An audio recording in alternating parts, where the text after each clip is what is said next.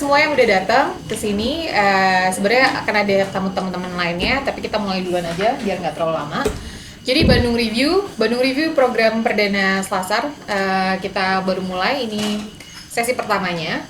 Ini sebenarnya program eksperimental. Kita akan coba untuk bikin setiap 2 minggu sekali. Intinya dalam Bandung Review adalah kita akan panggil anyone yang pernah tinggal, kerja, atau sekolah, atau apapun yang berhubungan dengan Bandung untuk sharing pengalaman mereka, research mereka, ataupun pameran dan kegiatan lainnya dari luar Bandung ke dalam Bandung. So that's what Bandung Review is, dan kita very lucky untuk pertama kali sesi perdananya Mas Bagus Pandega di sini yang akan kasih pengalaman dia. Mas Bagus Pandega, atau yang kita suka sebut panggilannya Mas Andit, sebenarnya asalnya dari Jakarta, lahir tahun 1985 ya, jadi tahun ini umur 40. Ya. Represent by Roh Project Jakarta, galeri di Jakarta, dan dia akan share 2 recent projects-nya dia, yang satu di Kunsthalle Basel, dan satu lagi ada dari Swiss Institute New York. Mungkin itu Puja mau nambahin? Mungkin perkenalan aja yang belum kenal Mas Andit. Jadi Mas Andit atau Mas Bagus Pandega ini memulai perjalanan seninya dari ketertarikan pada apa yang disebut kenangan yang tersimpan dari benda-benda sehari-hari yang kerap terlupakan. Nah, ya sering jalan-jalan ya Mas ya di pasar lokal untuk nyari barang-barang itu, radio rusak dan objek-objek yang dianggap sudah lalu gitu. Namun dia menyimpan jejak ingatan itu sendiri. Nah, pendekatan ini sebenarnya berakar dari pendidikannya Mas Adit di studio seni patung ya Mas ya. Iya. Seni patung ITB, di mana itu dia belajar soal material, terus juga ruang, ya kaitan antara skala dan juga karyanya itu sendiri gitu. Nah, dalam karya-karya terbarunya itu Mas Adit juga sering menggunakan synthesizer, terus pemrograman, terus juga mesin-mesin, acarkan 3D dan algoritma, hingga yang terakhir sepeda motor listrik ya Mas.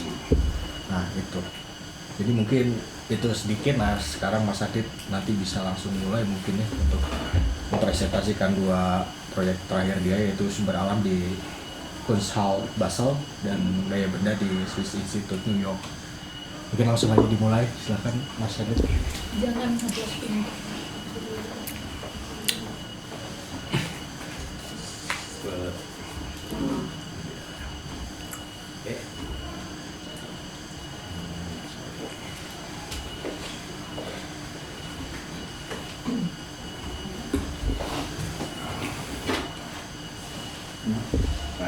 Selamat sore. Terima kasih sudah datang pada talk hari ini. Saya mau mempresentasikan, membagi pengalaman tentang 2 pameran tunggal terakhir saya yang sebenarnya berjalan bersamaan, tapi dengan 2 posisi yang berbeda. Satu di Kunsthalle Basel, kota Basel, dan satu lagi di Swiss Institute New York. Ini sebenarnya satu program pameran tunggal, tapi dipisah oleh 2 institusi yang berbeda. Ya, jadi ini yang pertama. Sebenarnya judul dari pamerannya Sumber Alam. Ini sebenarnya dari kata ini yang saya tarik sebagai judul utama dari kali ini, adalah sumber daya alam benda. Jadi saya bagi 2 fase dalam pameran tunggalnya. Untuk di Basel saya kasih judul Sumber Alam, dan untuk di New York judulnya Daya Benda. Jadi ini untuk di Kunsthalle Basel, nama pamerannya Sumber Alam. Ini masih berlangsung sampai tanggal 16 bulan ini. Ini adalah salah satu proyek yang sudah cukup lama saya kerjakan. Ini kolaborasi saya dengan istri saya, Kay Mazu. Kita udah membuat mesin ini sejak 2019. Ini adalah versi kelima yang kita bikin yang sebelumnya juga pernah dipamerkan di Selasar dalam program mengukur jarak. Declaring Distance, mengukur jarak ya, declaring distance ya. Dan ini versi yang paling baru yang dihadirkan di Kota Basel. Jadi intinya untuk pameran sumber alam dan daya benda ini adalah proses riset saya tentang kondisi eksploitasi alam bumi Indonesia yang terjadi karena perkembangan teknologi, di mana kita mulai berpindah dari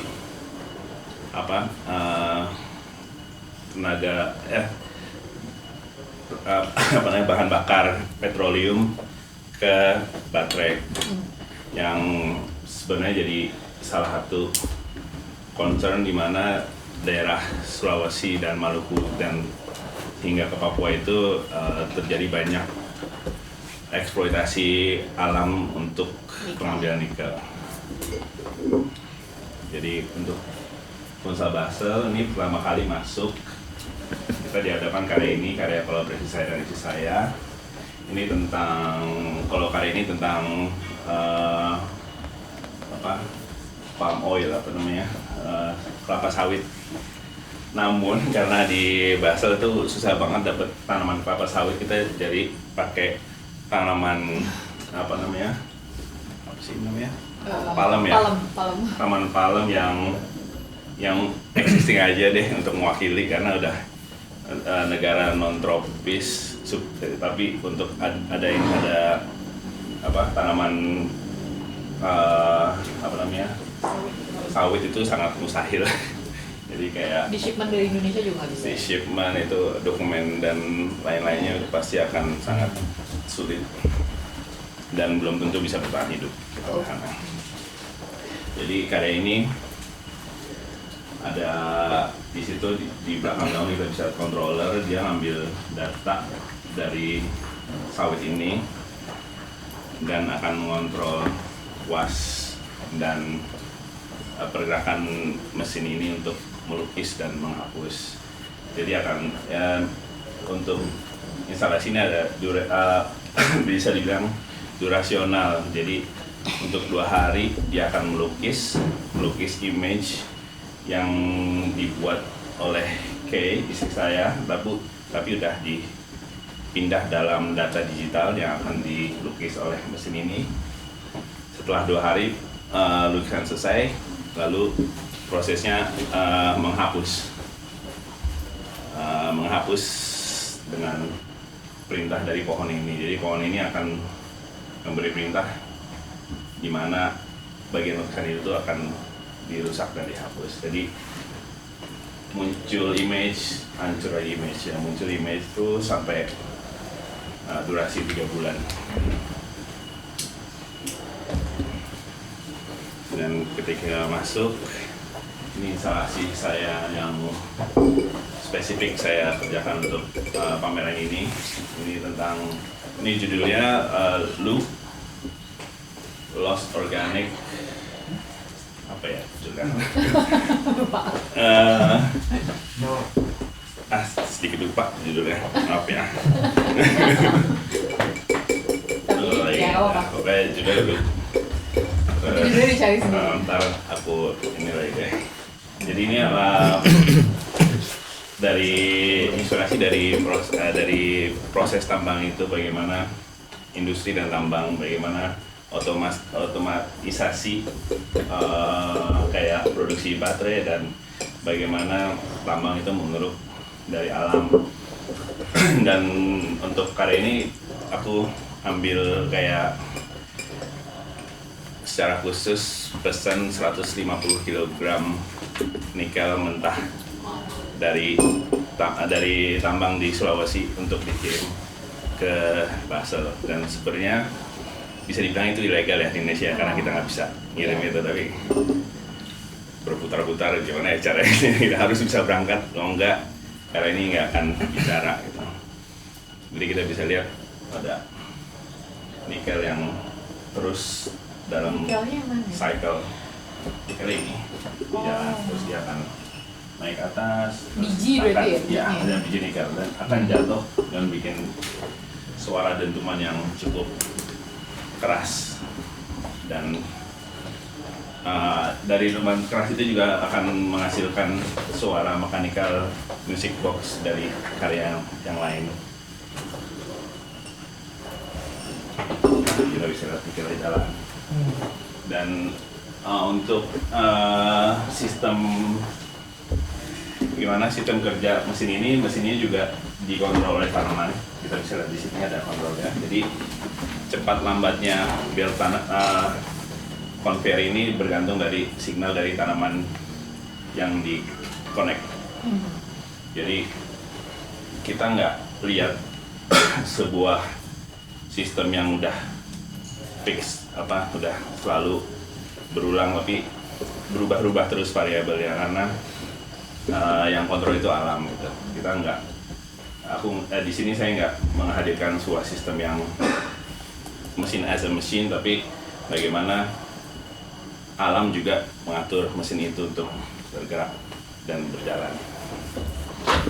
Nah ini tingginya sekitar 4 meter conveyor ini, dan ikan-ikan ini jatuh gitu, dan disapu oleh ada kayak mesin wiper besar itu untuk menyapu.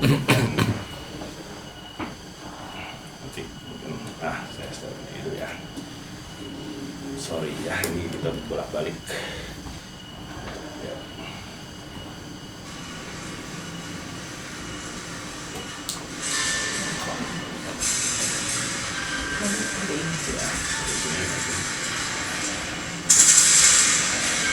Oke. Kalau tanamannya bawa dari sini. Tanamannya enggak, tanamannya di sana ada sesi belanja tanaman sih. Jadi datang ke toko di sana untuk belanja kebutuhan. Dan dipilih tanaman tropis ya? Iya, kita milih tanaman yang mendekati tropis. Tinggalnya jatuh dan jalan, dan bisa dengar suara musik box itu. Jadi dia dari stainless ini dia ada semacam sensor yang bikin musik box di kali, ada di belakang sini ruangnya, jadi memainkan musik box itu, tapi suaranya pakai transmisi wireless, jadi tiap kali ada nikel yang jatuh akan mengaktifkan musik box itu. Oh, kirain musik boxnya itu loh, kayak ting ting ting, bukan? Musik box yang mesin itu yang diputar gitu ya? yang kita putar manual, tapi lagu-lagunya udah lagu-lagu pop tapi di mix aja. Nggak, gue pikirnya musik box itu dari buat batu-batu nikel terus dia ting ting ting ting. Enggak, cuma 3 ada di ruang sebelah. Jadi masih bisa lagunya dikumpulin secara digital ya? Nanti bisa jelasin. Jadi biar lebih, karena emang kita bergerak dari ruang ke ruang. Ini merekamnya pakai seadanya, nggak bawa tripod gitu, jadi taruh dan Bisa buat tripod kan? iya harusnya waktu itu benar-benar Jadi pas jatuh doang ya Mas? apa? Pas jatuh doang ya? Jatuh ke semua plat itu ada sensornya, jadi semua plat logam itu ada receiver di situ untuk nge-trigger kickbox di ruang sebelah. Di sini. Enggak, ini masih terpisah di ruang terakhir. Si sensornya berarti Sensornya di tiap di bawahnya. Kalau di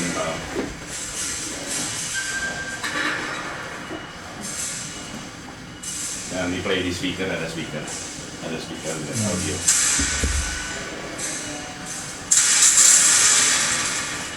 Jadi lumayan nyaring suaranya kalau jatuh dari ketinggian 4 meter.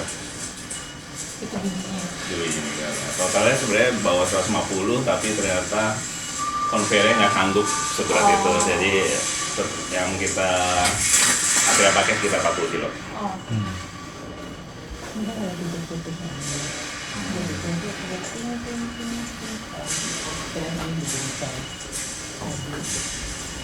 Pastinya sih mikirin perizinan itu.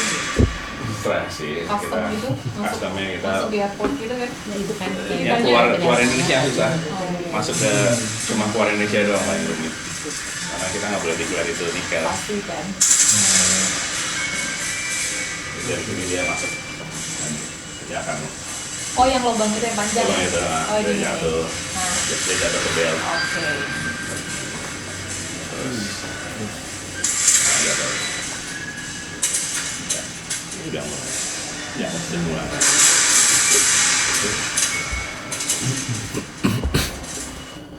Kita lanjut lagi.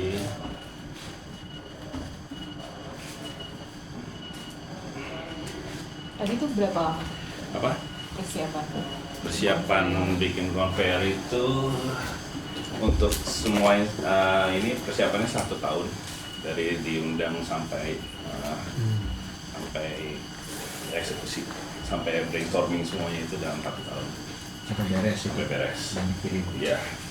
Ini karya kedua, ini karya interaktif, bikin karya motor, tapi semacam game gitu.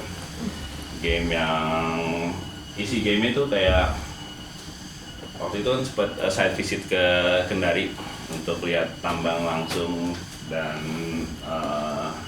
smelter nikel di sana. Jadi kita sempat untuk tadinya mau kayak drone recording langsung di tambang, tapi perizinnya susah sekali karena harus lewat ormas, lewat polisi, lewat apa yang kayaknya apa ya, wah nggak akan selesai deh gitu. Akhirnya kita mikir caranya dan akhirnya kita bisa, ternyata ada jasa jual data GPS. Jadi waktu itu kita jual foto sekali kita udah dapet data GPS, langsung ada untuk pemetaan, kita belanja aja online mau daerah mana, mau seluas apa, terus langsung dihitungin harganya. Terus dari data itu udah ngasih landscape, foto dan terrain. Jadi dari itu dijadiin game. Jadi mau ngasih experience gimana kita menelusuri wilayah tambang, tapi dalam sebuah game yang balapan gitu. Ini berarti ruangan di samping tadi ya? Di belakang itu. Jadi kita jalan ke ruang berikutnya, masuk ke ruang ini. Yang judul karya Lab of Extraction. Ada. Jadi satu game itu satu lab. Hmm. Ini ada video lagi. Nah.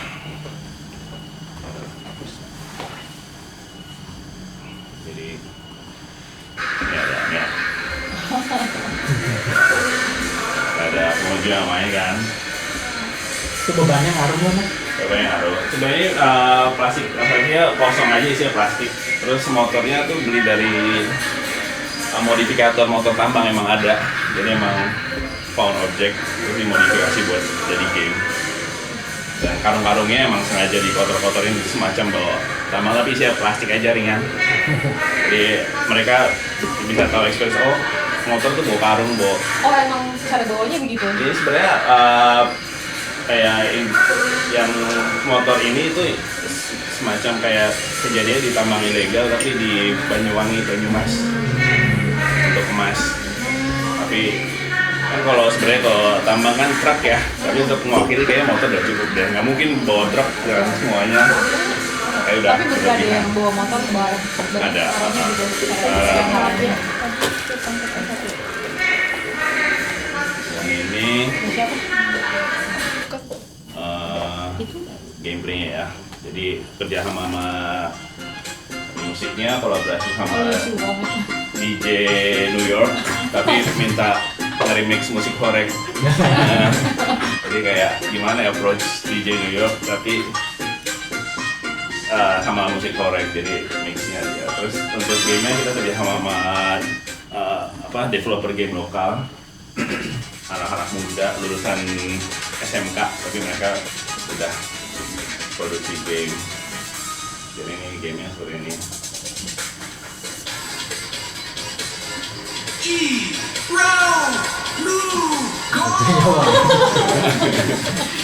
Iya, kita desain. Warung-warung.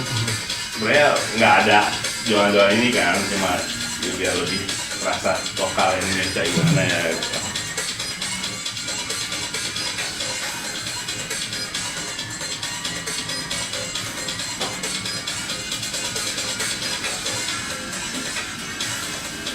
Terus untuk masih nonton terus bentar. Kita ini juga soalnya satu lap butuh sekitar 4 sampai 5 menit, jadi itu lama. Jadi kita fast forward aja dulu nih.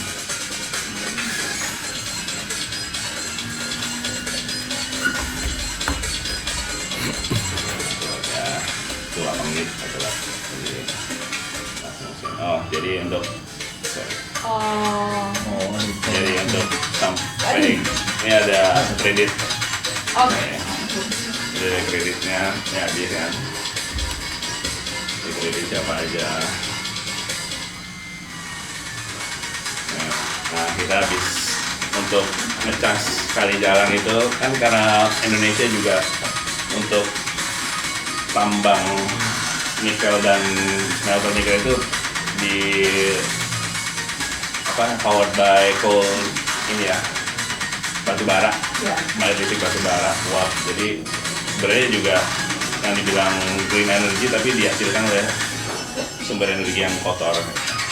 Karena emang gimana ya, muter aja ya sebenarnya. Jadi deforestasi di Kalimantan, grup batu bara, terus pindah ke Sulawesi, berak ngebul, ngancurin buat nikel. Terus nikel dikirim lagi ke Tangerang buat jadi baterai atau apa gitu. Jadi sebenarnya itu mempertanyakan apakah teknologi baterai dan mobil listrik dan motor listrik itu benar-benar green energy atau sustainable energy yang seperti yang orang barat katakan.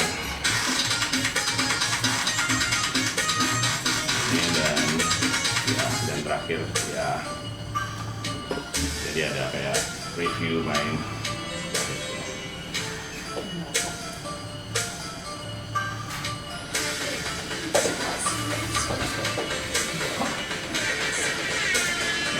Korek gitu kan, trompet korek. Oke. Dan untuk ruang terakhir ini ada si musik box itu. Jadi dari ruang yang dimana ada si conveyor itu, dia tuh tiap kali biji nikelnya jatuh dia bikin trigger untuk nyalain sistem modul ini untuk ngegerakin musik box ini. Jadi total ada 6 buah musik box dan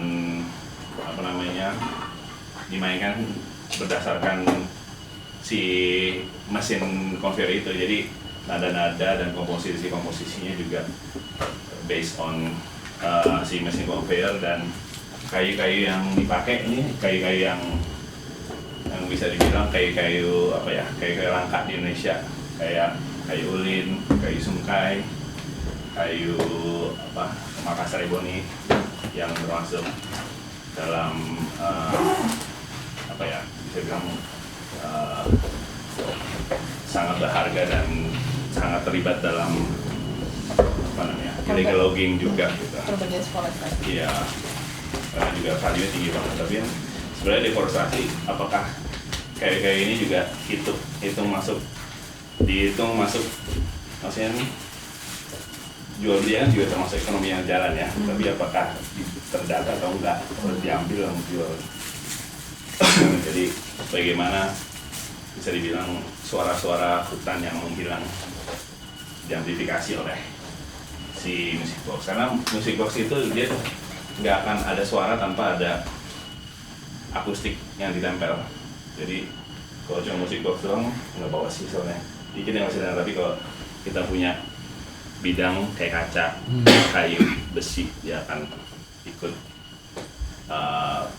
material apa yang ditempel. Jadi ini untuk yang di prestasi di Konsal Basel.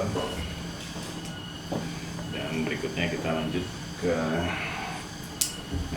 ini yang untuk di New York namanya kayak benda. Jadi proyeknya masih di linear tapi karya-karya berbeda, cuma paling berhubungan tapi udah bentuknya udah. Waktu itu diskusi dengan kurator Konsal Basel dan di situ kita mikir apakah pamerannya bentuknya sama atau skala yang berbeda aja gitu. Soalnya kalau berpikir sama, kalau ngehadirin yang sama lagi di New York, apakah orang yang datang, oh ini kayak kenapa cuma diulang di dua tempat yang berbeda gitu. Jadi kita brainstorm, dan untuk di New York waktu itu kuratornya namanya Stephanie Hessler. Dia ini perbincangan yang menarik karena terakhir banget udah mau pulang gitu, kita masih brainstorm ya dibikin apa ya di sini ya gitu ya. Kalau di Indonesia sih bilang aja paling laku sih motor listrik ya, karena ya, maksudnya kita punya brand motor listrik karena paling gampang dan pasarnya lebih mudah dijual, dan dia mikir kamu bisa bikin motor nggak gitu, dia nantangin bikin motor, bisa deh bikin motor dong gitu. Oke, terus oke, terus ya udah brainstorming akhirnya bikin motor listrik. Jadi dari ngambil culture jamet gitu, jamet gitu, terus tapi ya bikin motor listrik jamet gimana ya, belum ada nih gitu. Jadi coba ya terus dibalap drag, jadi Ini bisa dibalapin? Itu kita balap juga. Ya, untuk masuk pertama nih karya Hardtopnya Green yang pernah dipamerin di Rock Project Jakarta pas pameran tunggal. Ini termasuk karya yang diminta, satu karya yang minta dipamerin ulang. Sisanya commission karya baru untuk pameran-pameran ini. Jadi mesin ini kayak mesin terinspirasi dari era COVID waktu itu. Jadi pas COVID apa ya, semua kan kita ngantri oksigen ya, takut gitu kan, kita juga di rumah juga takut. Akhirnya bikinnya gimana, kenapa nggak ya waktu itu sama Cagi dan lain-lain kita bikin macam-macam activity gitu.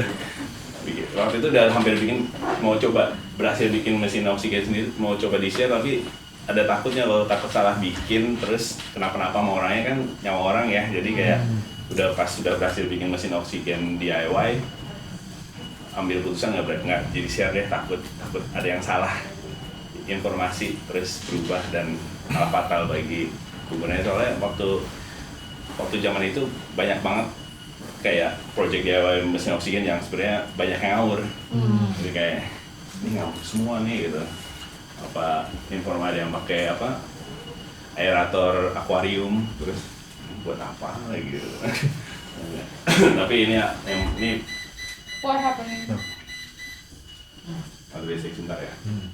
Terus ini dari project apa namanya si oksigen DIY itu dikembangin jadi sebuah instalasi post COVID. Jadi ini tentang kesadaran pas COVID. Sebenarnya karya mulai berpikir tentang isu-isu ekologis itu karena perenungan pas COVID juga. Sebelumnya karya-karya yang saya bikin mostly mekanikal atau enggak hitungannya apa, banyak bicara memori dan lain-lain gitu lebih. Tapi sejak COVID kayak rada sadar gitu loh, cukup ada pause ya di Indonesia, apa ya, kayak deforestasi berkurang gitu dan lain-lain, kayak oh kita sadar kalau kita butuh planet ini gitu. Terus pas beres COVID langsung tancap gas kan, langsung semua muncul.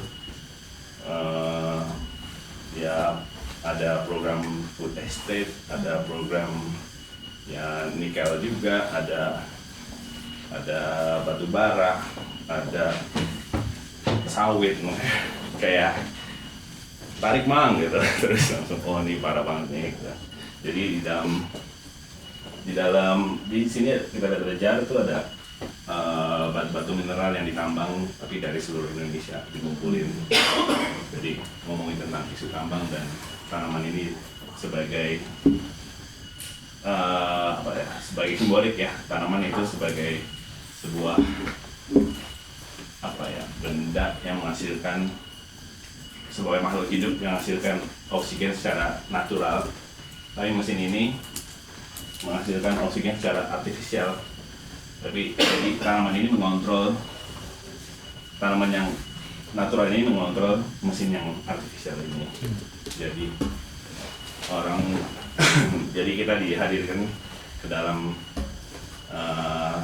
gimana ya, suasana apa yang lebih penting buat kita gitu, sebuah kadang-kadang value yang artificial itu lebih tinggi ya daripada natural, karena natural kayak gratis, semuanya ada di mana-mana gitu. Jadi kita ngasih value itu berbeda karena bentuknya ya mungkin. Jadi kayak pas COVID ngantre oksigen, orang berani aja beli oksigen mahal banget. Ya, padahal itu artificial dan dikompres. Sedangkan sebenarnya ya oksigen itu gratis mana-mana gitu. Jadi hitungan ini karya ini seperti itu. Ini pastinya ada peluru udara keluar dari ini batu, ini apa, garnier nikel, terus ada air dan oksigennya itu sekitar 80% yang dihasilin sama mesin ini. Tapi sebenarnya nggak perlu material apa sih? Enggak, ini lebih ke simbolik, lebih ke apa namanya, keputusan estetik instalasi. Jadi nggak ada ngaruhnya sama kualitas, Enggak. kapasitas oksigen yang dihasilkan. Enggak ada. Dan ini karya juga karya baru yang saya hasilkan untuk pameran ini tentang yang sebelumnya pernah bikin karya video dengan proses apa namanya, electroplating nikel. Di sini saya hadirkan secara live, jadi orang bisa lihat langsung proses nikel. Dan ini ada kamera. Ini synthesizer yang dipakai buat kirim data dari tanamannya ini collect datanya. Terus ini komputer dan gadget yang dipakai buat mengontrol. Ada 3 buah kamera yang semacam surveillance, lihat si patung yang dibuat di dalam ini. Jadi ya dari dekat kayak gini ya. Jadi ini live electroplating, nikel di sini dikirim, dan ini bubble-bubble-nya keluar dari proses electroplating itu. Dan sebenarnya sangat eksperimental ya. Electroplating biasanya kalau kayak dulu belajar di studio patung gitu 20 menit udah cukup gitu. Tapi ini kita 4 bulan. Iya. Kayak Gitu. jadi mungkin setelah 4 bulan patungnya akan makin gemuk dan berubah. Akan ada perubahan bentuk yang terjadi karena nikel yang terus-menerus. Dari apa mas ini patungnya? Patungnya 3D printed, tapi di cover sama copper. Terus patungnya ini tanaman cengkeh yang di scan, karena pas visit di Sulawesi banyak bicara sama penduduk lokal gitu, dan rata-rata pas nanya apa sih pekerjaan dan mata pencarian, banyak juga kayak petani cengkeh gitu dan lain-lain. Dan bagaimana waktu, jadi bicara gimana kayak waktu zaman kolonial cengkeh dan juga pala itu termasuk emasnya di era itu udah tergantikan sama nikel zaman ini gitu. Jadi gimana, ya udah Bali udah hilang, udah gua nggak butuh sama cengkeh lagi, nikel lebih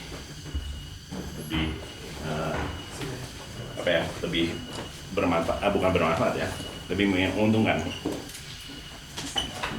Ini nikelnya juga sama, nikel yang dari Sulawesi dibeli. Dan kalau ini mudah karena cuma bawa 5 kilo, ngirimnya nggak ribet, dan masih kantong kepak. Tapi boleh bawa. Ya, sempat dicegat sih, tapi untung nggak minta dibuka, dicegat di bandara. Terus di atas di rooftop ada proyeksi, jadi dari kamera ini, ada 3 kamera ini diproyeksinya di rooftop. Oh tadi dari Iya, sama itu ini screen. cengkehnya ya? Iya, ada close up, jadi kita bisa lihat hasil video dari kamera-kamera itu yang sebenarnya si tanamannya tuh jadi kayak director video ini. Jadi untuk ganti angle, ganti posisi kamera semua itu diatur sama si tanaman yang sebelumnya ada di instalasi ini. Jadi perubahannya kelihatan di layar. Lihat, nanti aku kasih videonya. Nah, ini. Oh, di luar kelihatan di jalan ya. Dari jalan kita kelihatan emang kita bisa lihat dari jalan yuk. Semoga nggak dimarahin sama pemerintah daerah atau apa. Soalnya ini kan banyak sepeda banyak aturan ya, Manhattan dari ini kan, tapi ternyata aman. Terus kita lihat videonya.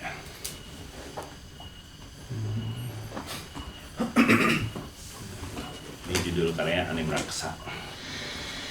Sorry, videonya soalnya pakai handphone bikin.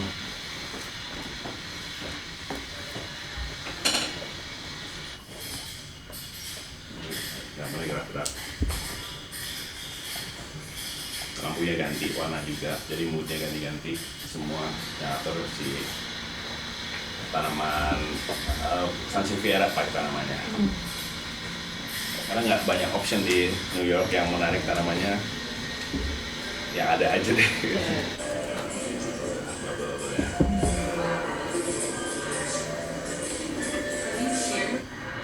Nah, di atas. Ini live mas. Ini live dari instalasi yang di bawah. Kita harus naik kayak 2 lantai untuk ke rooftop. Dari jalan juga bisa lihat.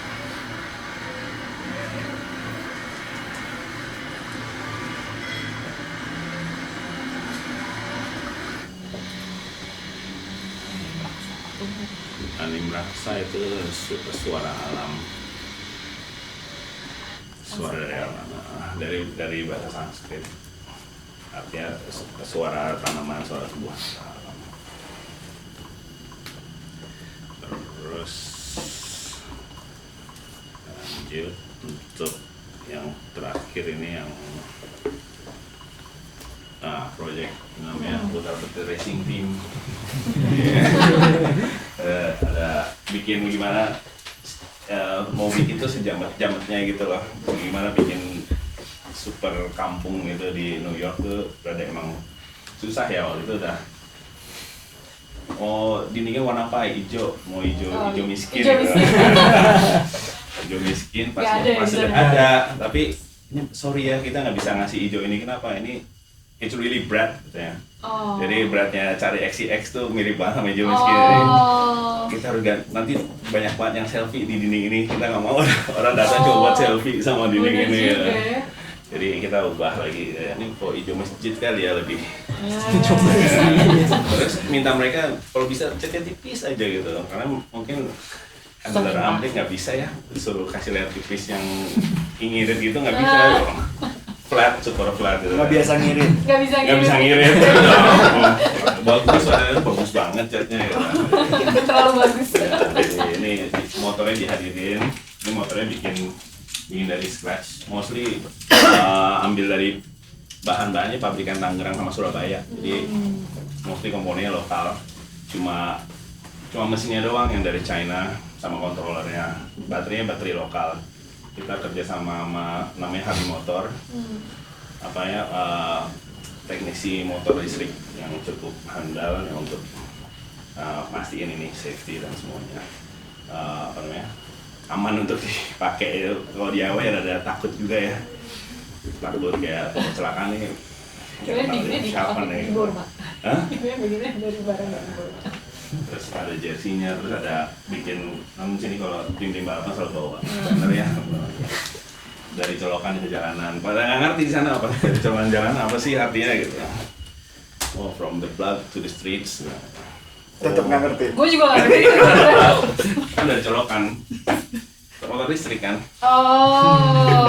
Oke. Jadi biasanya kan kalau zaman sama drag itu motornya motor bensin dan modifikasinya, tapi di sini mau coba gimana sih kualitas baterai buatan Indonesia, dan nikelnya juga nikel sudah pasti kayak ini bahan-bahannya mostly sebenarnya kayak ini baterai NMC. Terus setelah disurvei NMC itu nikel, mangan, kobalt. Kita semua punya material itu Indonesia. Kayak dikirain kayak mangan nggak punya dan kobalt kan jadi masalah di Kongo ya tentang child labor. Ternyata Indonesia tuh penghasil kobalt terbesar nomor 2 di dunia, jadi kayak dan manganis Indonesia juga kedua. Jadi sangat menarik pas tahu histori pembuatan baterai dan harus pakai baterai ini, nggak mau pakai baterai yang lain gitu. Tapi karena pakai baterai ini ya banyak limitasi ya, karena dari teknologi beda sama baterai Cina dan lain-lain. Jadi ini display seperti ini kayak semacam kayak bengkel kecil, terus ada foto model sama motor dan perabot-perabot lokal. Ada videonya, dual channel video, nanti kita bisa lihat.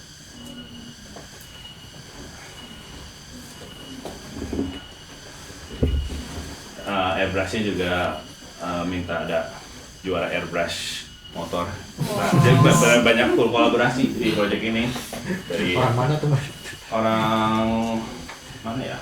Oma Toha.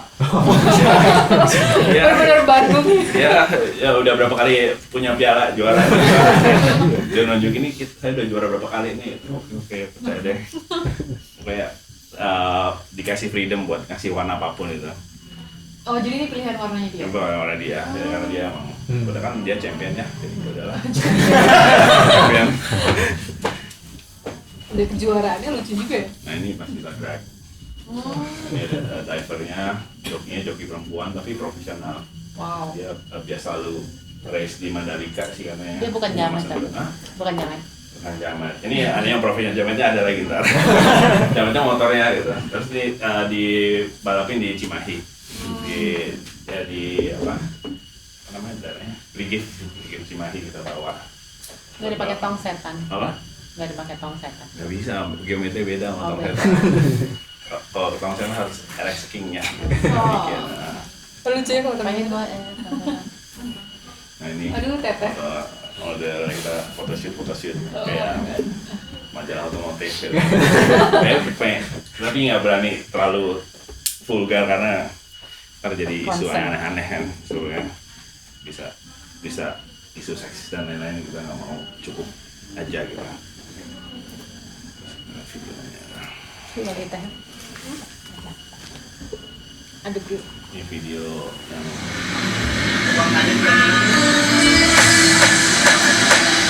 ini kolaborasi sama DJ Korek juga untuk bikin, terus untuk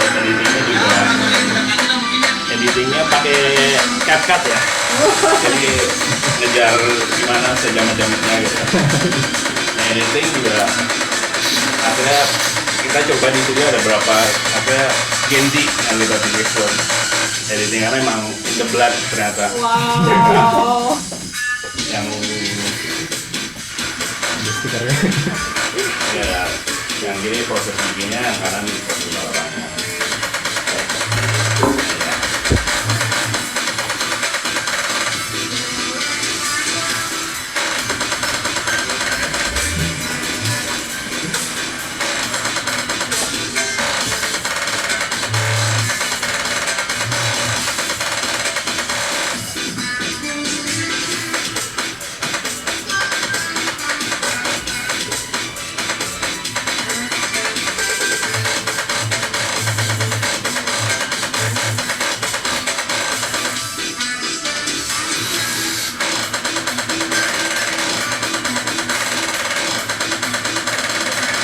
Durasi videonya 7 menit, jadi kita bangun aja 7 menit ya.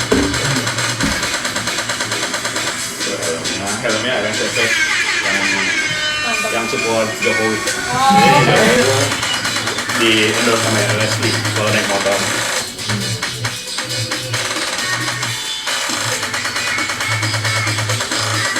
Buatan Cikutra. Bandung Pride. Lokal pride aja semuanya.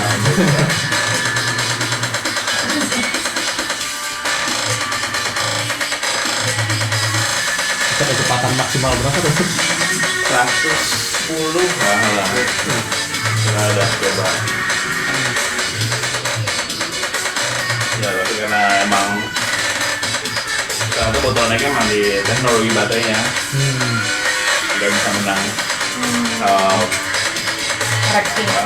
ya sama apapun motor-motor bensin, karena motor bensin kebanyakan yang dipakai ini udah hardcore ya modifikasinya. Sedangkan pas kita coba di jalanan biasa pakai lawan motor biasa Mio udah pasti kalah. Tapi pas lawan Mio yang dioprek kalah. Itu udah yakin bisa menang, ternyata enggak.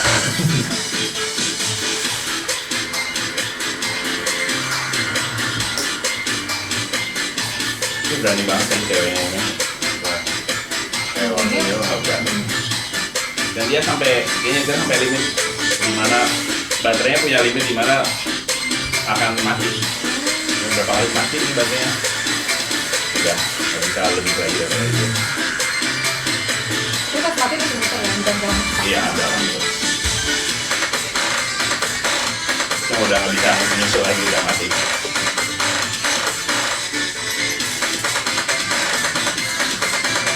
Ada.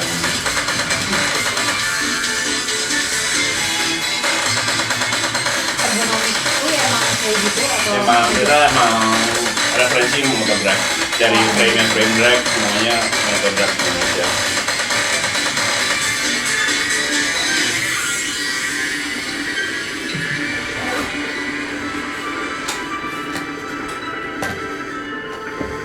Di New York pas nonton ini. Kalau senang musik kan enak ya. Katanya funky ya, jadi funky music.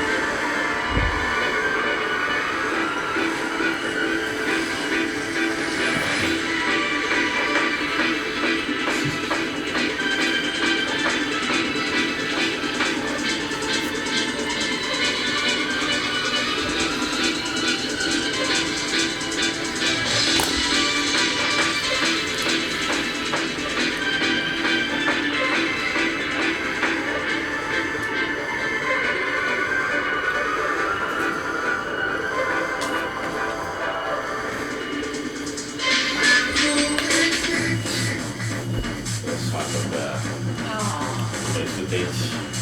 Ini juga kolaborasi sama apa kayak dokumenternya National Geographic namanya Gary Lotulung, ya selalu ambil wilayah-wilayah tambang dan dokumentasinya jadi bisa izin ke dia juga.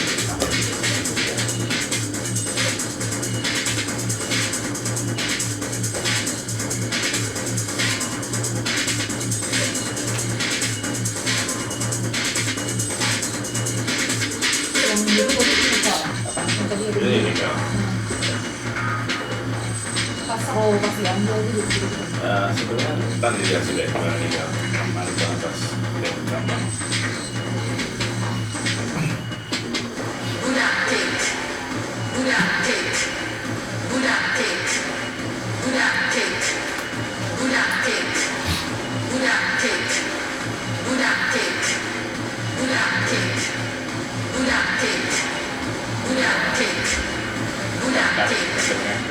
Iya sih.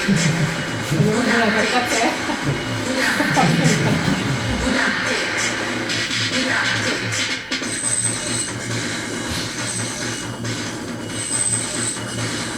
Sudah pabrik baterai juga dapat dari si ini namanya pabrikan baterai.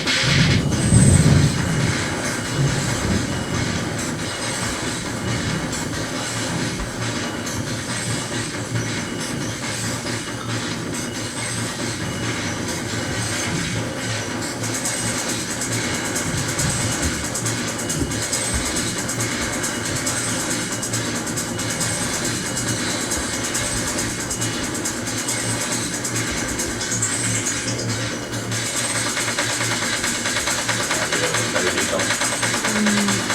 Oh, boleh. Jamat ya lumayan ambil keluar. Download semua.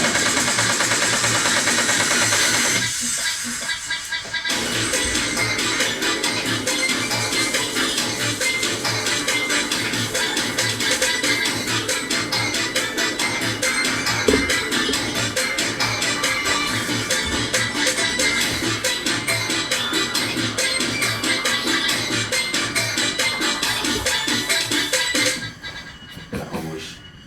Itu ngomong lewat Sponsor. sponsor. Ya. Selamat lanjut.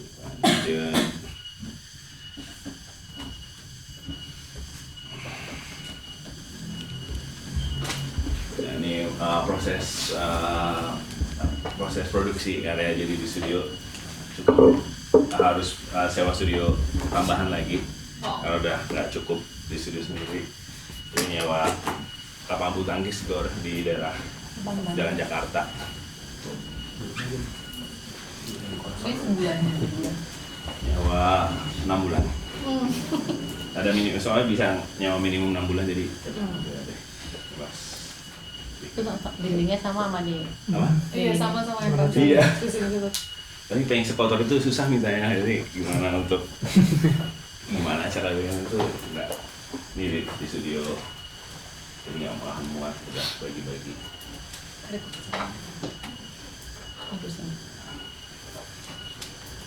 Ini shipping jadi proyeknya 6,5 meter. Ini nggak bisa dilepas soalnya part ini benar-benar harus kalau dilepas kita pasti pusing pas di basah untuk rakit lagi. Ini yang tadi peti 6 meter. Ya. Wow.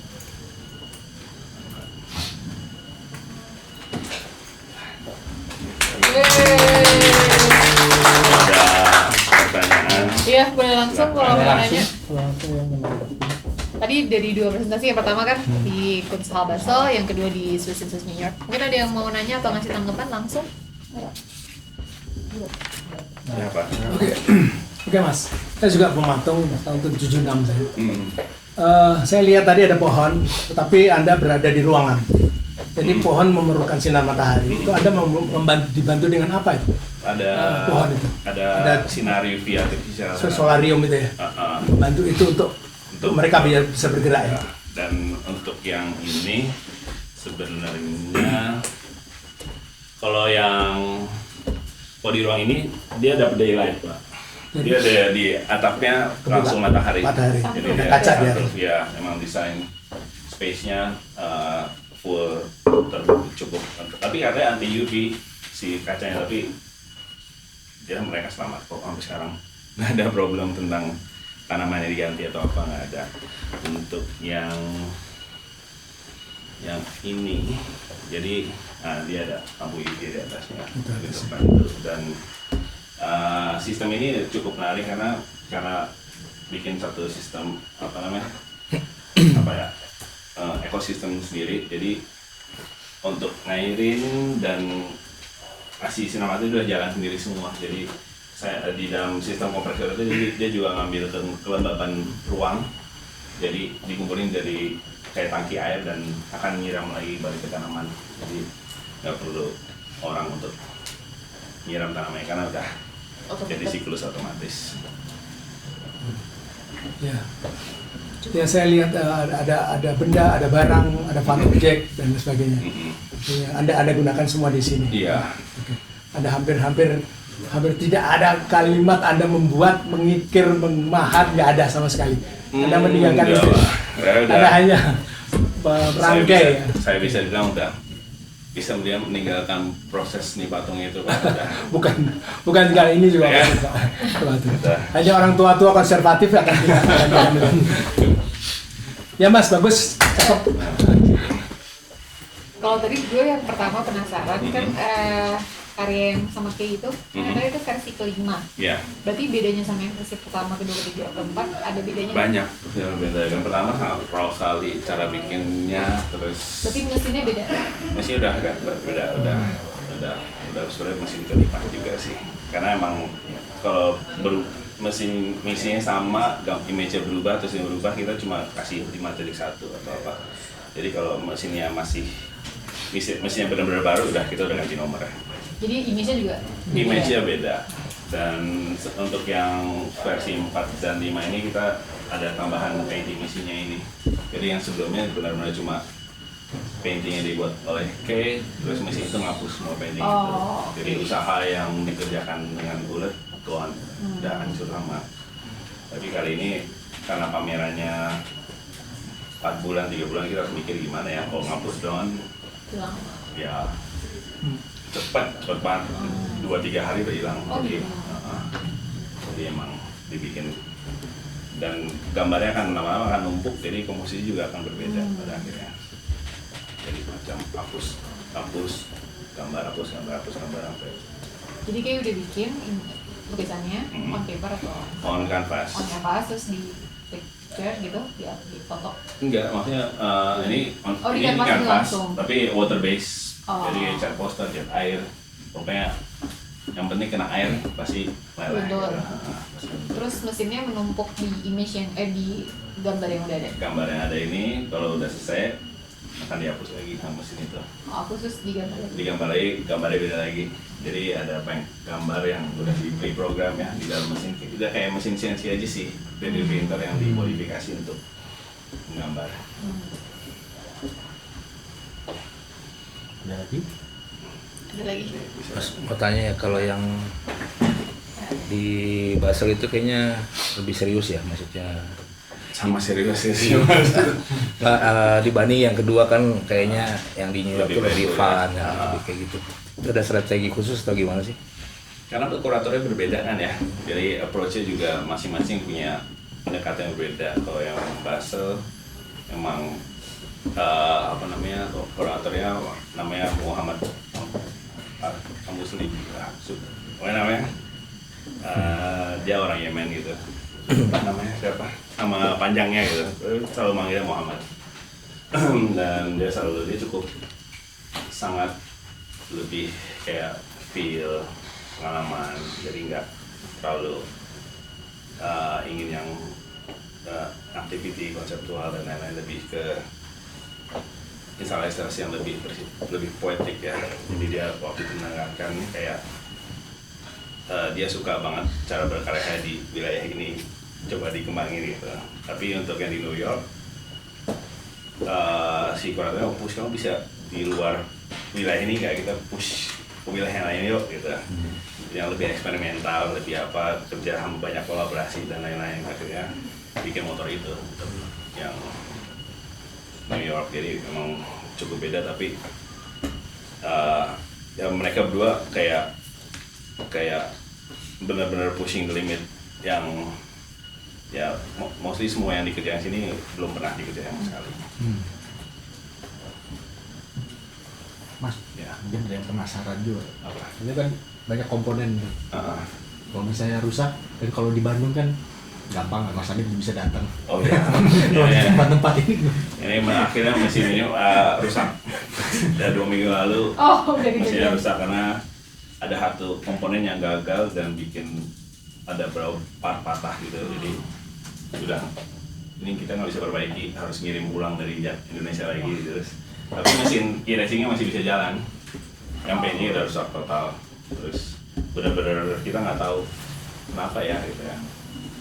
Tapi jadi belajar lagi kan, oh ini rusak, jadi untuk kedepannya switchnya nggak bisa, switch safety nggak bisa satu, harus ada satu lagi. Jadi mikir kan, jadi kalau ada apa-apa switchnya fail, satu lagi akan turn off semuanya. Harusnya kita udah punya pengalaman baru. Jadi saya selalu belajar dari kesalahan juga, karena nggak selalu berjalan mulus ya. Dan juga yang conveyor 1 minggu yang lalu si rollernya juga ada yang jebol katanya, wah ini jebol gitu. Terus mereka, untung tim dari Konsal itu sangat teknis, jadi mereka coba perbaiki sendiri, dan tapi dipandu sama saya, terus berhasil. Tapi tetap ngirim part ulang lagi dari Indonesia pakai DHL cukup cepat, 3 hari sampai. Jadi kita sediain lagi in case terjadi sesuatu udah siap untuk diganti. dan part-partnya juga Mas Adit custom kan? Bikin Custom, sendiri. ya, jadi kita produksi kayak 1 hari produksi full, bikin yang spare part yang rusak. Terus padahal sebenarnya order dari, sebenarnya di sini partnya nggak custom bikin, tapi order dari spek industri. Tapi ternyata spek industri Indonesia kayaknya masih ada yang nggak bagus-bagus amat lah gitu. Jadi kayak, oh ini spek industri udah percaya banget nih, pasti yang bikin bukan kita ya, bikin pabrik. Tapi jebol juga, padahal loadnya sebenarnya bisa dibilang loadnya nggak load pabrik gitu. Berarti kayak yang tadi pertama udah dibiarin aja ya? Ya ini udah impossible karena udah terlalu sulit untuk pas lihat fotonya. Maaf ya, ini udah nggak bisa dibenerin. Jadi mereka juga untung kita punya 2 mesin. Ya udah kita hapus aja 3 minggu terakhir. Oke. Untung pas terakhir ya. Ya, tapi mostly dan motor juga ada problem. Ini motor karena dia pakai ada komponen teknologi, ternyata kayak untuk bikin motor kanan kiri kita pakai steering wheel yang dimodifikasi kan. Jadi controller game tapi dimodifikasi nempel ke motor, ternyata kayak auto update firmware terus jadi buyar semua di tengah-tengah. Ya dia auto update firmware terus udah dikasih tahu berapa kali nggak bisa, kita udah ada kalibrasi yang harus di save ke dalam alat itu. Tiap kali di save dia tiap 3 jam reset, jadi kayak aneh banget. Jadi akhirnya kemarin baru kayak minggu lalu 1 minggu full tim studio benerin, kontakan sama mereka langsung video call bareng 1 minggu full buat benerin si controller. Tapi dari konstruksi semuanya aman, gak ada masalah, cuma ada aja gitu satu gitu. Tapi music box yang paling ditakutin ada jebol putus ternyata nggak kenapa-napa. Jadi kayak yang cukup kecil fragile tapi malah paling kuat. Ya mungkin Gimana lagi? Mas Albert. Itu waktu pertama kali bikin karya yang kolaborasi sama Ki yang 2019 itu yang dipresentasiin di Arjok ya. Ya. Itu kan pertama kali bikin mesin yang menghapus lukisan. Nah boleh nggak ceritain, itu kan pertama kali lu collab sama Ki ya. Nah kesadarannya apa tuh buat bikin mesin yang menghapus lukisan gitu, sedangkan Ki sendiri itu melukis gitu. Kira-kira diskusi sama Ki itu pada saat itu seperti apa? Diskusi sama Kay waktu itu sebenarnya tahun itu dia lagi sibuk banget nyiapin pameran tunggal buat di Tokyo tahun itu. Jadi mostly waktu itu kita cuma mikir kayak oke, kalau kolaborasi dia bilang I will do the painting, kata dia, you do the machine. Oke. Jadi waktu itu kita baru beli synthesizer ini namanya Sion, jadi bisa kontrol ke tanaman gitu. Ini menarik banget ya, bisa nggak dibikin gerak gitu. Terus ya udah, karena waktu itu belum covid ya, belum covid. Oh baru belum covid ya, makanya belum covid. Itu di Selasar dulu kan? Enggak, paling pertama Arjok. Arjok dulu. Selasar udah ketiga. Oh. Masih yang ketiga. Jadi Itu udah keluar itu. waktu itu ya udah coba-coba aja. Emang punya pengalaman elektronik sama modular, gimana yang ubah listrik kecil ini buat gerakin mesin besar tuh, diulik aja gitu. Terus si kayaknya memang tunggal, gue di sebelah praku bener-bener gimana ya caranya, kayak itu selalu di studio nanya, kamu tuh ngapain sih, kayak nggak pernah ngapain baru lagi pengen tahu gitu, ngulik benar-benar kecil yang kelihatan nggak ada gunanya gitu, tapi ya di jalan gitu.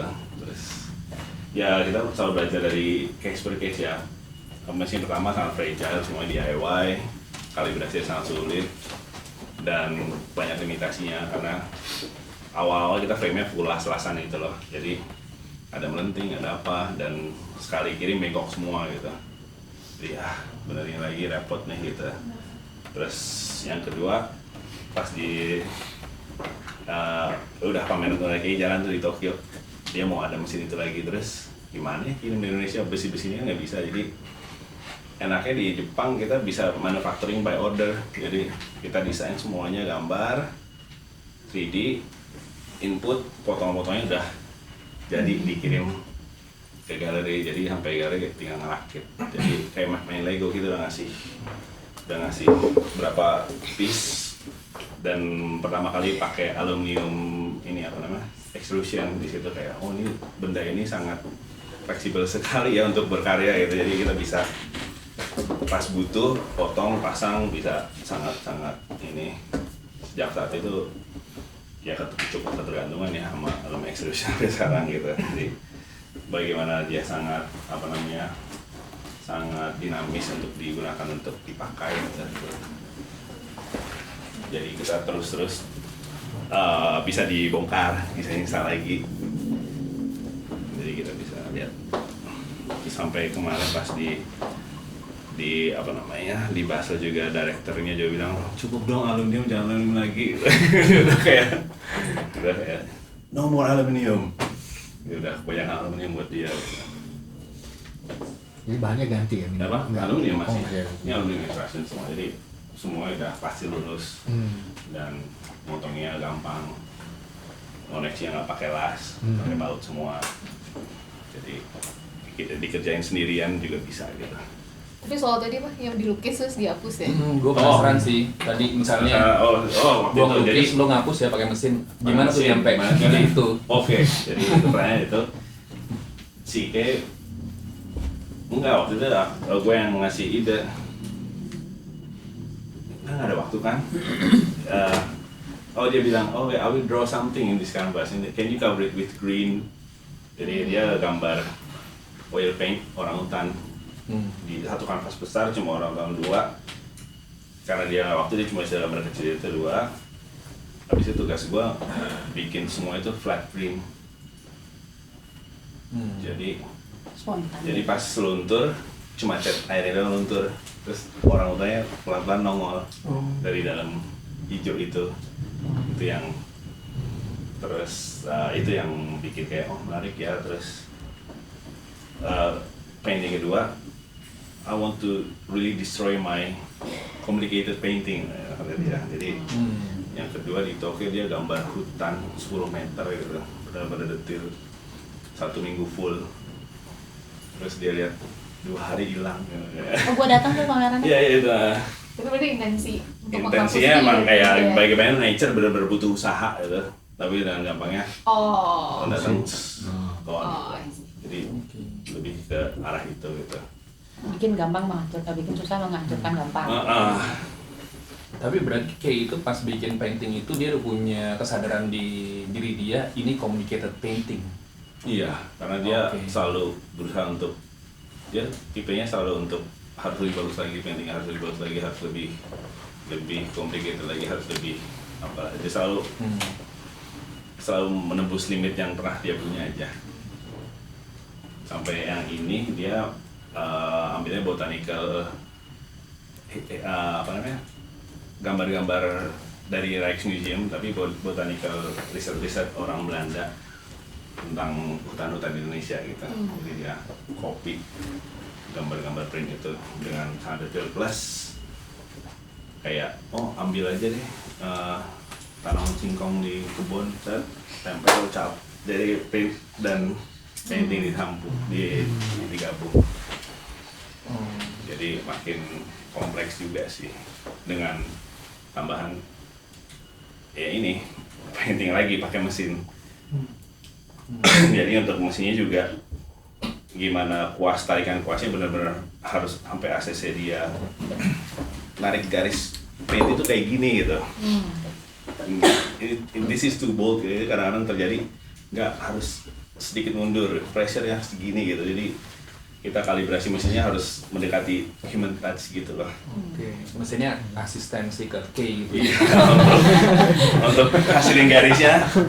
Soalnya pengalaman lihat kemarin juga di Basel diundang sama seniman media di sana untuk kasih tau, karena mereka namanya The Machine Machine Group. Pokoknya mereka kolektif yang selalu berkarya pakai mesin. Jadi mereka dalam satu ruangan mereka install semua painting mesin mereka punya gitu. Terus pas gue lihat cara paintingnya benar-benar nggak mikir sih, paintingnya cuma mesinnya saat tapi nggak ada intensi pressure yang kayak bilang ini pressure segini gitu. Kalibrasinya. Jadi benar-benar oil gitu. Jadi kuasnya apa? Karena kuasnya juga sangat penting gitu.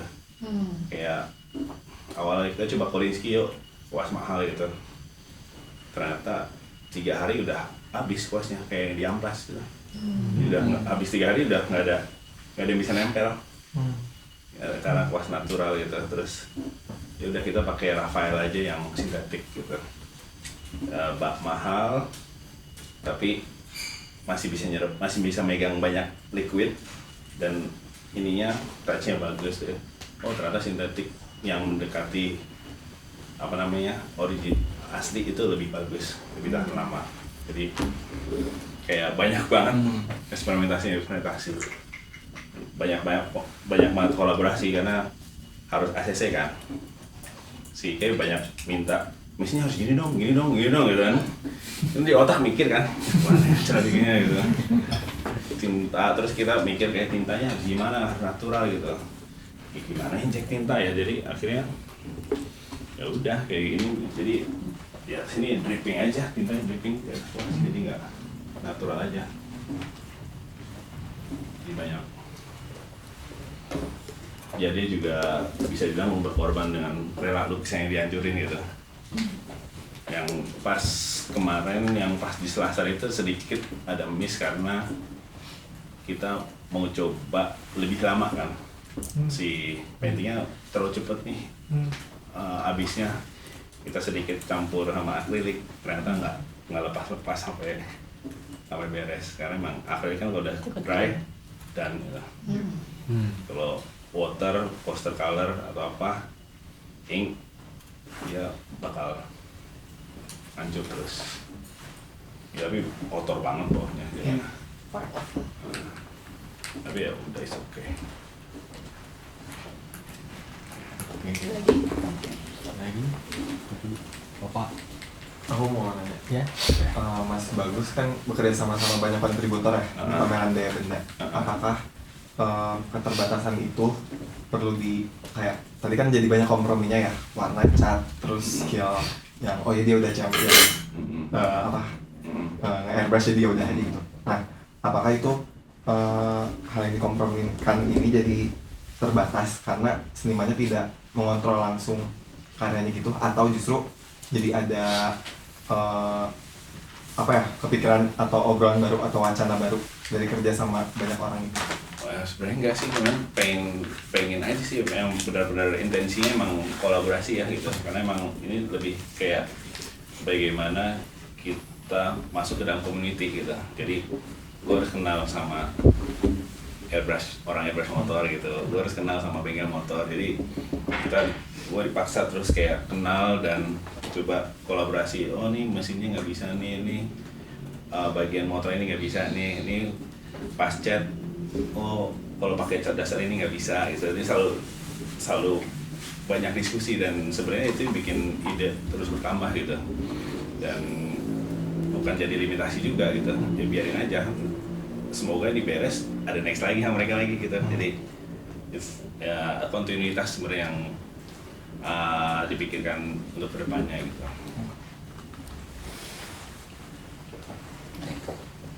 Ada lagi yang baru datang? Mau komen nggak? Sabik. Mana sebenarnya? Ya.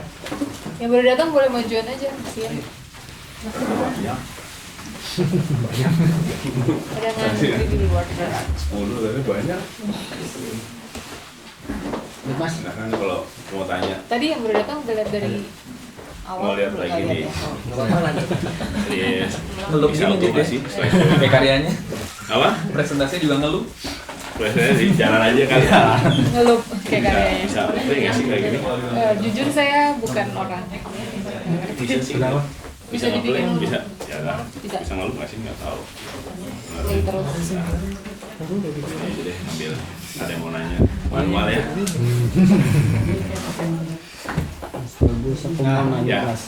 Jadi kan ini tanaman yang aslinya itu kan harusnya pakai sawit. Nah itu tuh ada perbedaan nggak responnya kalau tanaman itu pakai sawit sama palu? Sebenarnya nggak ada sih, karena emang lebih signal yang masuk kan benar-benar nggak terlalu terdeteksi kan sulit banget ya untuk dianalisa gitu. Sebenarnya juga untuk next projectnya malah pengen bagaimana tanaman itu bisa dianalisis oleh mesin itu gitu. Jadi kayak hampir semua kayak, tapi yang menarik bukan di hasilnya berbeda, tapi pas mesin jalan kita bisa lihat bagaimana tanaman itu bisa interaktif sama mesinnya. Ada saat mesinnya kayak lambat banget, ini kenapa ya gitu. Ternyata emang ya istirahat aja tanamannya, kita bisa tanaman lagi istirahat ya, semua responnya sangat lambat. Istirahat ada jam tertentu nggak? Ada. Pasti kita bisa benar kalau ada di space, tapi kita harus kayak 5-4 jam gitu bersama mesinnya kan. Oh ternyata dia lambat, nggak ada respon sama sekali. Ternyata kayak butuh air deh. Butuh air, beberapa menit kemudian diserap, udah mulai aktif lagi. Gitu. Jadi kita bisa lihat, merasakan gitu bagaimana tanaman itu bukan benda mati, tanaman itu berinteraksi juga sama kita gitu. Bagaimana mereka punya dunia mereka sendiri juga. Berarti si itunya memang khusus buat menangkap sinyal. Iya. Yang palem ini kan tadi. Namanya biofeedback, terus udah berapa kali diproduksi oleh perusahaan synthesizer namanya Instruo dalam produk namanya Sion. Tapi karena itu bentuknya bentuknya open source, jadi source utamanya masih bisa di-download dan diproduksi sendiri. Dan dari produk benda open source itu di situ saya modifikasi lagi untuk lebih sesuai dengan yang saya butuhin. Enggak sebagai sebuah synthesizer, tapi sebuah device yang berbicara tanaman dan ke mesin. Mas, untuk karya yang tadi yang menghasilkan oksigen, apakah Mas Bagus jadi punya semacam data tanaman apa saja mungkin yang dia menghasilkan lebih banyak atau lebih sedikit, atau dia treatmentnya lebih mudah? Sebenarnya nggak kayak gitu sih. Sebenarnya tanaman ini kan semua ngasih oksigen. Yang sebenarnya yang setelah beberapa riset yang dilakukan, yang udah pasti tuh kayak Sansevieria, dia itu 24 jam selalu oksigen. Jadi nggak ada waktu dia menghasilkan CO2. Jadi Sansevieria tuh lidah mertua. Dia lidah mertua. Jadi emang banyak di rumah-rumah buat bersihin udara. Sangat. Tapi di sini kan lebih ke isu-isu simbolik ya. Bagaimana tanaman sebagai tanaman sebagai natural resource ya, mengontrol artificial benda yang artificial itu. Bukan ya, biasanya kan selalu hubungan kayak manusia, industri dan mesin, tapi di sini alam dan mesin itu bagaimana mereka berinteraksi. Mas, kan selain yang ini juga Mas Andit sempat ini macan juga ya, kayak lumpur. Itu pakai tanaman juga? Enggak, lumpur itu pakai data dari penduduk. Jadi dari penduduk mereka kasih gambar rumah mereka, terus di scan jadi 3D data, terus di print ulang sama lumpur itu. Jadi yang di print itu rumah mereka lagi gitu, yang udah hilang. Ini nggak selalu pakai tanaman ya? Data itu bisa selalu. Mostly yang isu-isu yang diangkat itu masalah ekologi ya, masalah lingkungan yang dihadapi, yang lebih khususnya di Indonesia ya, karena memang lebih gampang lebih dekat sama diri saya sendiri sebagai seniman untuk research dan lain-lain. Tapi isunya juga dibawa ke global masih masuk akal gitu. Bagaimana nikel, bagaimana industri sawit. Sebenarnya lumpur juga sebenarnya itu industri gas kan, tapi dengan kesalahan prosedural. Kalau respon karyanya yang lebih aktif di mana Mas? Maksudnya dari Basel ataupun duanya sih cukup aktif ya. Kalau dari bilang beda-beda audiens ya dan beda-beda space sih. Sebenarnya untuk space New York itu sangat tricky karena bangunannya bangunan kayak kantor, bukan bangunan galeri. Jadi benar-benar bangunan ini sebenarnya bekas bank, terus diakuisisi sama si Swiss Institute ini. Swiss Institute tuh semacam kayak institusi untuk mensupport contemporary art di New York, tapi oleh institusi dia dari Swiss. Tapi rada ribet sih pas dijelasin gitu ya, tapi kenapa harus New York dan lain juga kayak ya karena scene art contemporary di New York, jadi kita mau aktif ada di New York atau mereka gitu. Direkturnya bukan orang Swiss, nggak ada orang Swiss yang saya dalam. Kuratornya orang Amrik, asistennya orang Lagos, jadi kayak udah ini mana Swissnya dicari-cari nggak ada yang Pameran seniman Indonesia. iya pameran di Indonesia gitu. Jadi kayak Bawa motor. tapi institusi ini cukup aktif dengan diskusi dan lain-lain sekitar banyak program-program kayak workshop, talk, diskusi, terus musik dan lain-lainnya selalu running di space ini. Mungkin kalau saya mau nambahin Ya. reaksi orang New York sama motor gimana? Oh ada yang builder pas ini mesin yang kamu sama nggak sama mesin saya gitu. Sama, ternyata mesin dia bikin motor trail listrik. Tapi dia beli tapi ganti mesinnya. Dia bilang ini aku juga beli nih, tapi kenapa mesin yang kamu pakai ada water coolingnya, punya saya nggak ada water coolingnya gitu. Oh iya sama ya, kayaknya brandnya sama deh, pas dicek, brandnya sama dari Cina gitu. Terus kayak ini saya track pakai di hutan gitu, dikasih fotonya ini jumping pakai motor trail. Ini bisa kayak gini, bisa. Jadi banyak beragam, banyak yang pengen banget jersey-nya gitu. Banyak yang nanyain ini jual nggak jersey-nya gitu. Jadi responnya macam-macam. Ada yang ini juga pas opening juga sampai layar mati orang nggak akan pergi dari orang ngobrol terus di depan layar gitu, ambil minum, ambil lihat layar sampai akhirnya buat ngusir ini kata si staffnya kita matiin aja, udah selesai ya. Jadi kayak tempat gathering yang cozy kata mereka, di rooftop dingin gitu, terus enak bisa ngerokok. Tapi selain ketemu seniman, ketemu bikers juga. Bikers. Sebenarnya yang menarik pas di New York banyak orang random aja masuk. Jadi lewat ada ramai awal sih dia masuk. Oh mas senimannya ini opening pamerannya dari mana? Kamu senimannya gitu. Kenapa datang ke sini ini? Tiba-tiba lewat rame-rame ikut masuk aja gitu. FOMO gitu. FOMO gitu. Terus beberapa juga mahasiswa Indonesia muncul gitu. Ini gara-gara lihat ada nama bagus datang nih ya. Orang bagus ini nama orang Indonesia nih pasti gitu kan. Ya makasih datang gitu. Jadi benar-benar random aja sih. Nggak random juga sih, banyak kata kurator-kurator yang kayak yang dari MoMA juga ternyata datang juga gitu. Jadi kayak ini benar-benar audiensnya sangat wide ya gitu. Selain di Kunsale gitu juga nggak mas? Kalau di Kunsale juga, karena Kunsale malah ramai banget. Kunsale tuh orangnya sangat mereka bukan tipe yang Pak Ebet juga tahu, nggak ada yang ngajak foto bareng gitu loh. Mereka datang langsung diskusi, ini karya apa gitu, ini apa, nanya. Nggak ada, kalau di Indonesia kita foto bareng itu langsung nanya gitu. Nih selama ini bener-bener 3 jam opening bener-bener cuma jelasin ke orang tentang instalasi, orang datang dan nanya kritikal sekali gitu.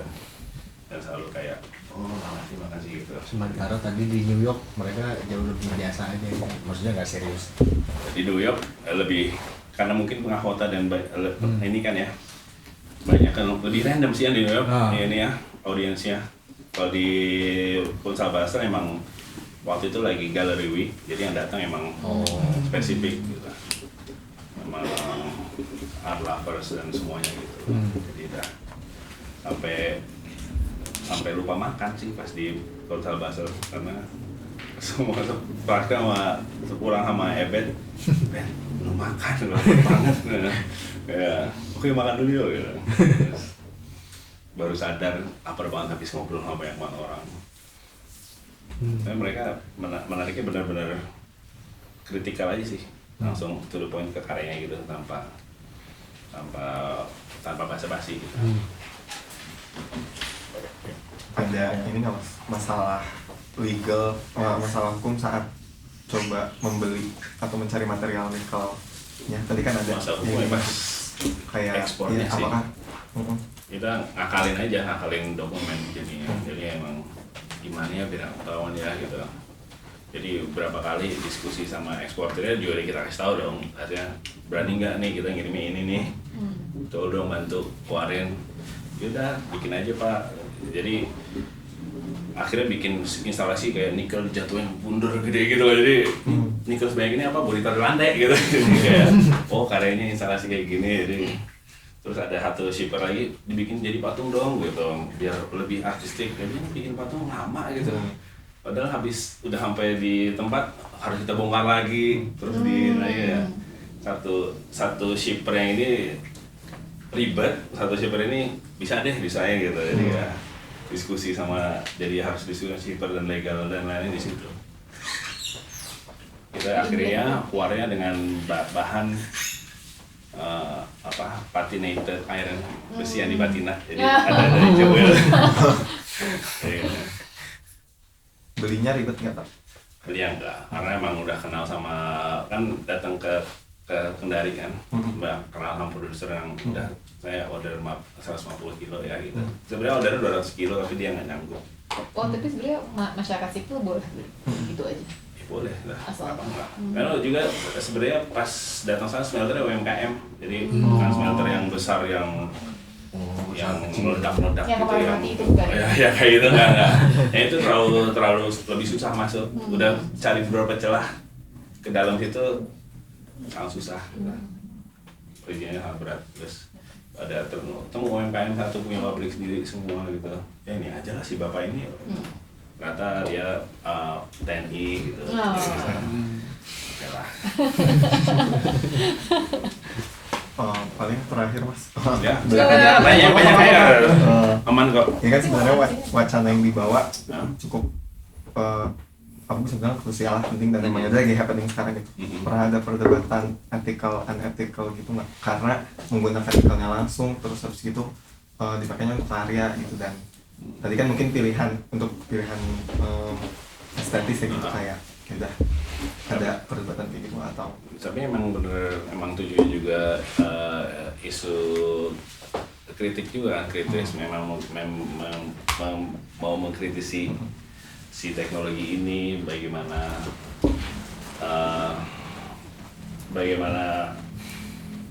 isu ini penting gitu. Itu yang jadi mau nggak mau ya nggak tahu ya ethical ya sebenarnya nggak gimana ya jelasin ya pasti tetap ethical sih ya, maksudnya perizinannya susah gitu. Tapi emang karena untuk mereka pas dibahas juga baru tahu baterai itu bikin pakai nikel. Oh banyak yang nggak tahu. Ya karena mereka mau sih pikir kayak udah pakai mobil listrik itu bersih, tapi nggak pernah tahu sumbernya kan. Mereka nggak pernah tahu the source of the material gitu. Jadi baru tahu ini harus ngerusak ini buat bikin baterai. Jadi buat mereka itu malah mau menimbulkan kesadaran gitu. Aneh juga ya sebagai negara dunia pertama.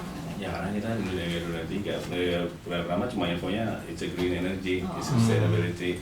Kayak end produknya ya kita sebenarnya. Iya. Di awal gitu jadi kena langsung that's why gitu. Itu produser. Ya gua penuhnya udah di sana gitu kan. Ya nggak lihat langsung. Tapi nggak ngurus. Apa? So thank you. Oh iya lupa nggak ada parah ya kita nggak siapin. Mas, Ya. ada bedanya nggak? Terasa bedanya nggak kuratorial di sana dan di Indonesia? Beda banget. Karena begini, kuratorial di Indonesia itu kuratornya cerita tentang apa yang dia baca, kemudian dia terapkan kepada seniman. Kira-kira ada bedanya nggak sama saya? Kalau saya lihat tadi kamu ngomong enak sekali dengan kurator. Beda banget Pak. Wah. Kuratornya. Karena emang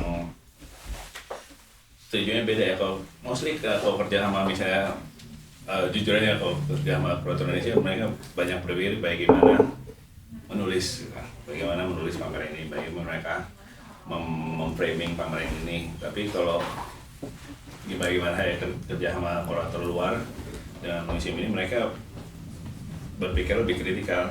Kamu bisa pikir sampai level ini nggak gitu? Kamu sebagai seniman udah nih sampai di sini, aku mau push lagi dong. Kamu bisa sampai level mana gitu? Maksudnya ini nggak cukup nih buat level 5 di pameran ini nggak bisa nih, harus lebih lagi gitu. Terus dan mereka juga kayak mereka nggak terlalu ribet di tekstual, nggak terlalu ribet, simpel aja bikin orang sampai udah bisa ngerti instalasinya tanpa teks yang bisa bilang biasa kita 20-30 lembar buat baca buku itu kayak itu lebih malah nggak, mereka lebih kayak bagaimana menciptakan pameran ini flow, orang bisa menerima dan visualnya dan eksekusinya bisa sangat baik. Jadi cukup beda ya, memang lebih to the point aja gitu. Penekanannya di kenyamanan publik untuk mengerti karya, pengalaman melihat karya. Ya, atur nuhun Mas. Ya. Saya tak pamit dulu. Ya. Terima kasih. Selamat sore. Sebenarnya udah mau jam 5 juga sih. Ada lagi mungkin yang nanya? Kalau nggak kita close aja kali ya. Ya. Ini Pak, jangan pulang dulu Pak, ada stiker dari saya yang datang, Wah, baik-baik dulu. Sudah mana ya? Oke, racing cream nih. Atur nuhun. Dari project racing game. Ya, Gue pengen jersey-nya sih, dijual nggak? jersey-nya belum bikin ulang, mungkin harus diskusi dulu. Di toko ini. Iya. Thank you Mas. Udah ya, oke. Ada yang belum dapat? Oh, jangan lewat. Udah. Stiker. Putih Racing Team. Gue pengen jersey-nya sama ini trial di sini kan, Ciburial gitu. Motornya. Nggak bisa nanjak sih itu. Abis ya baterainya.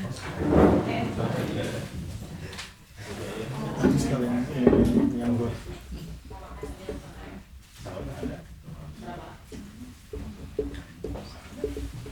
Udah bagi-baginya?